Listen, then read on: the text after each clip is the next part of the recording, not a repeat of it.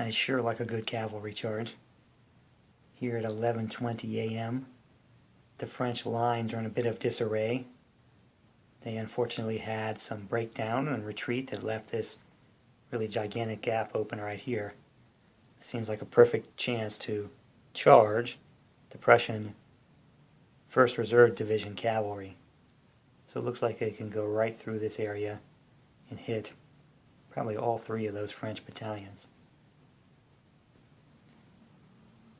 Let's mark those guys.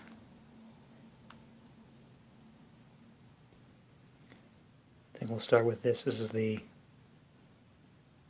Garde du Corps, and they have a melee of 72. So I think they should be able to do some pretty good damage. As it stands, there's not going to be a whole lot the French can do about this, because they have no line of sight. This guy has a line of sight. He could have formed square, but clearly our targets are right there. So when we get to here, move that one more, that's going to open us up to some opportunity fire from those skirmishers. Skirmishers are successful. They do inflict a casualty, but the cavalry pass. You might be thinking, now why not charge those skirmishers? They have nowhere to retreat. We could trample them and destroy them. That's a possibility. And also, there are these guns right here. Why not charge them? Again, another possibility. But I feel like if I can unhinge this line right here, this infantry will be able to do both those things. But if I just trample those things, I still have my infantry in front of me, and the Prussians won't be able to get through. So that's the reason for going after these 3 battalions. This battalion has to roll to stand in the face of that charge. And they roll a very high number in the 60s, so they do stand. That'll bring this charge to a close. So I'll grab that regiment, put him right here. Turn the charge marker to show what his target is. So now we have our last 2. And these are going to be very similar. I think I'm going to just drive all the way down here, strike that guy. Not sure what his morale is. Say 25, and that will fail the stand check. So he will become disordered, and that'll bring that charge to a stop until the melee phase. Well, defensive fire now, but that'll give us one more. I think we're just going to follow the same path here. Move them up. The objective is this guy here. He'll get right to there. And that roll to stand also fails, so they will become disordered.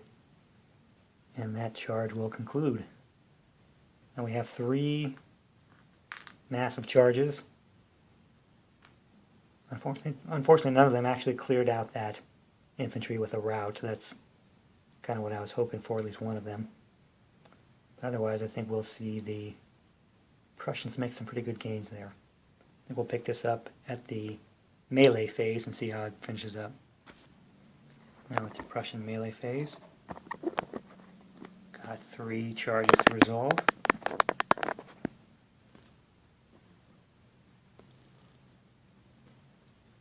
Start with this one. And that's the Garde du Corps. They've taken 2 casualties. There was some good defensive fire from the skirmishers there. And they charged 3 hexes in a line before contacting that infantry, so I'm going to count that as doubling. So that large melee will go against a 27 there. The result is a 5-to-1 attack, and that's well, the dice roll yielded a defender rout. I hate retreating. I think this unit can go here for a loss of 1 increment, here for a 2nd loss, and then I believe they have to go this direction. But they don't have any good direction. They can't go for that wall. Sorry. The wall at Hassenhausen there. So they'd have to kind of loop around here. Hate retreat rules, hate them. But the big result is the rout and the 2 increment losses.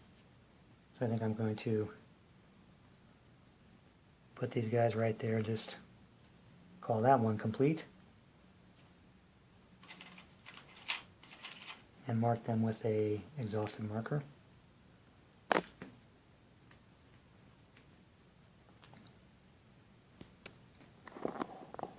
Second attack is here. These guys are in bad shape. They basically have zones of influence all around them. This is also a 5-to-1 attack.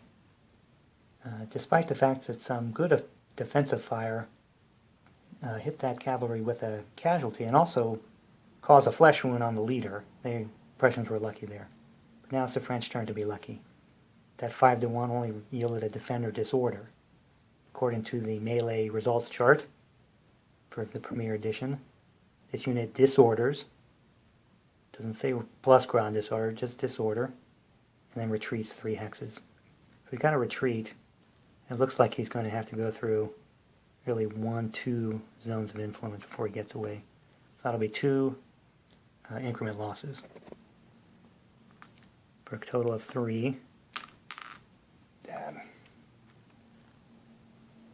going to leave him in disorder mode after I knock everything around.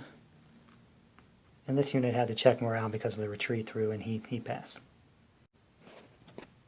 And the last attack yields a defender rout. I think he's going to have to retreat through 1-2 zones of influence. Hate those retreat rules, but his best path is going to be kind of, probably through here. He's got skirmishing cavalry here, artillery there. It's always difficult to figure out what the best path is.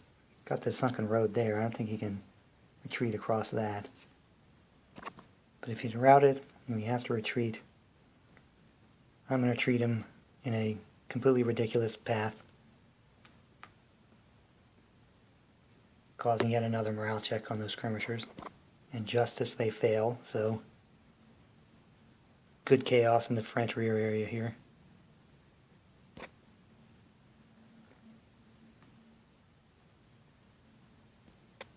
And of course finish it off by marking them exhausted.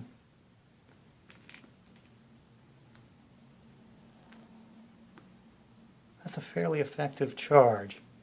Inflicted a lot of casualties, disorder and routed a couple of units, and opened up to a large extent the French left side of the line there.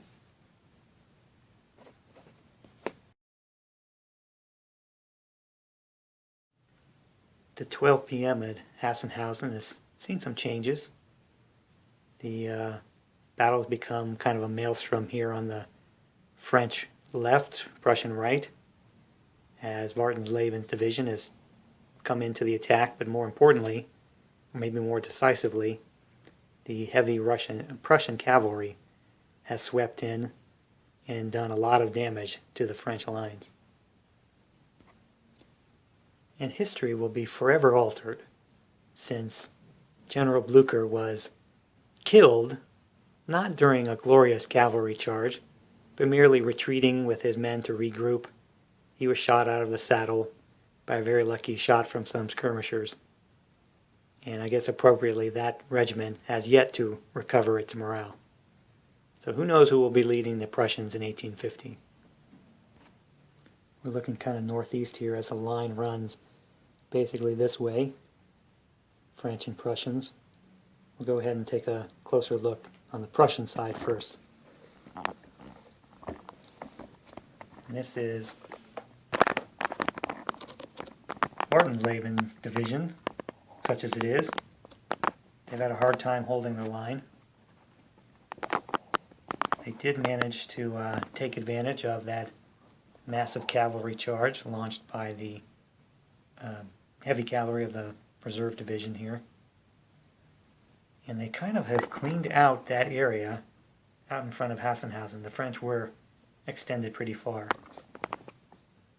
But their own infantry has suffered some losses and some retreats. So you see they're kind of very Spartan, very spare here, but they have a huge gun line. Almost the entire artillery of the division is there, plus the light artillery. So they're kind of holding that flank and hopefully getting ready to regroup some of their infantry.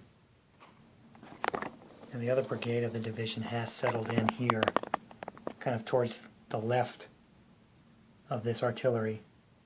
That was because Schmettau's division was so ravaged by the French infantry that they just had nothing left to hold that area of the line with. They really only have these 3 battalions here.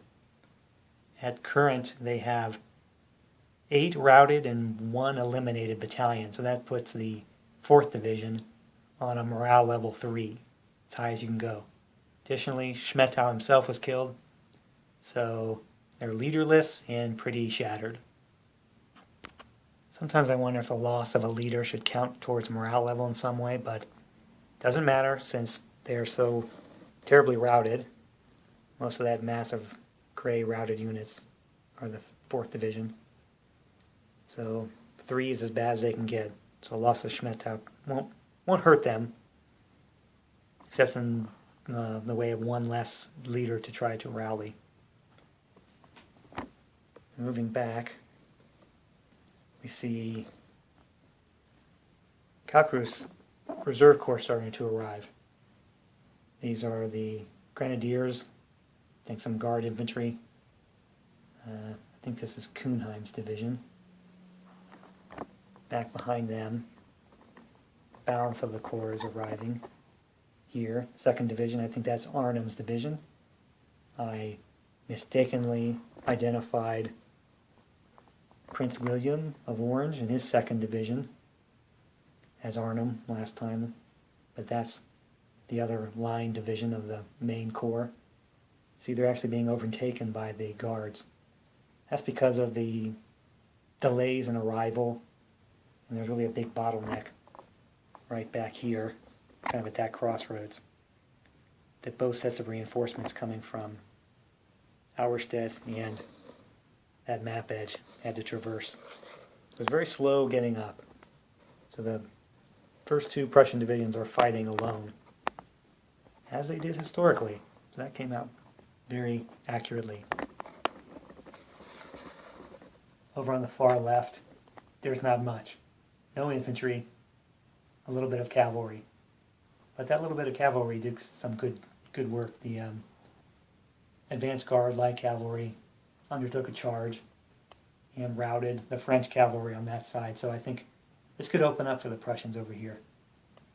Their cavalry has definitely been doing most of the damage. Their infantry has been taking a beating and generally failing morale checks. But their cavalry has been inflicting a lot of casualties. They managed to force the surrender of 2 full battalions for the French, as well as inflicting casualties in some routes. So it's playing out that the cavalry is the best weapon, as could be expected, and maybe their artillery will end up helping hold the line as well. It doesn't look too promising for them to win a decisive victory by punching through, but they may be able to hold on and maintain their position just with the artillery and cavalry.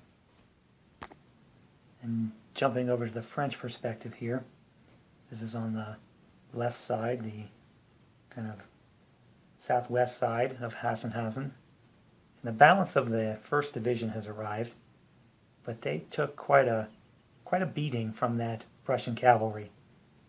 And they've been thrown back. They managed to recover a little bit, but in forming squares they made themselves very good targets for that line of Prussian artillery, which hit those squares pretty hard.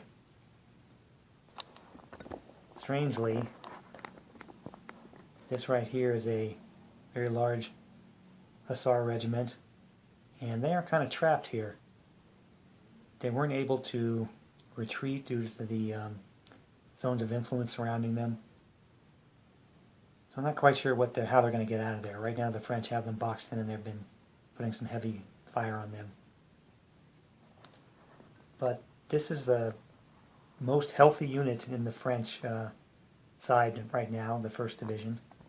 Even though they suffered casualties, they still are basically whole.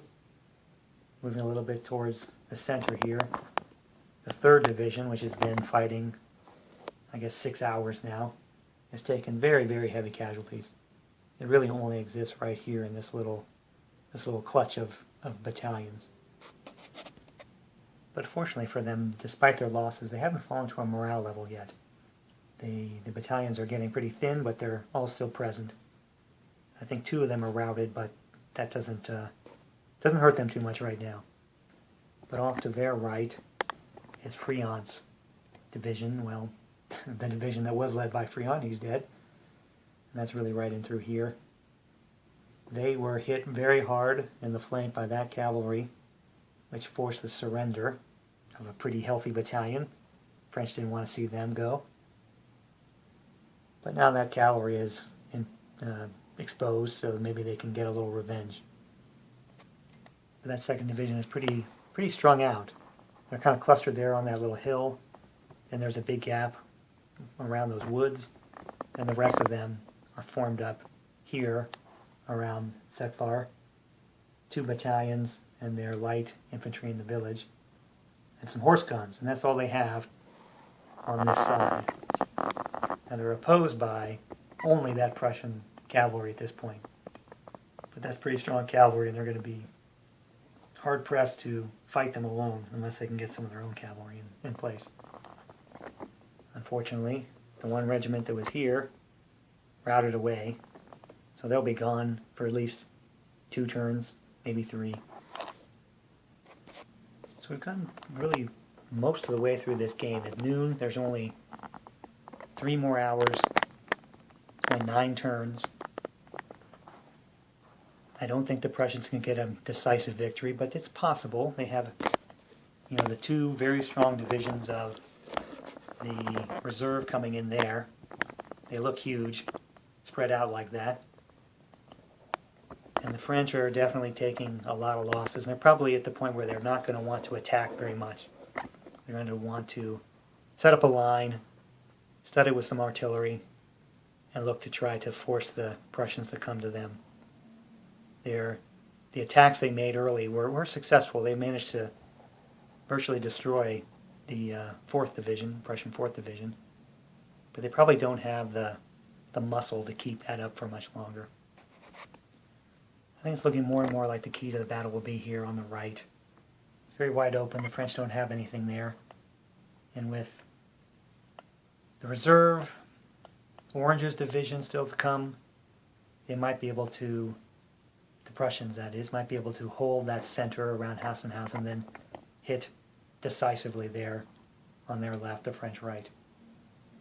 So I think we'll let this play out. Hopefully check in at the end to see how it finished.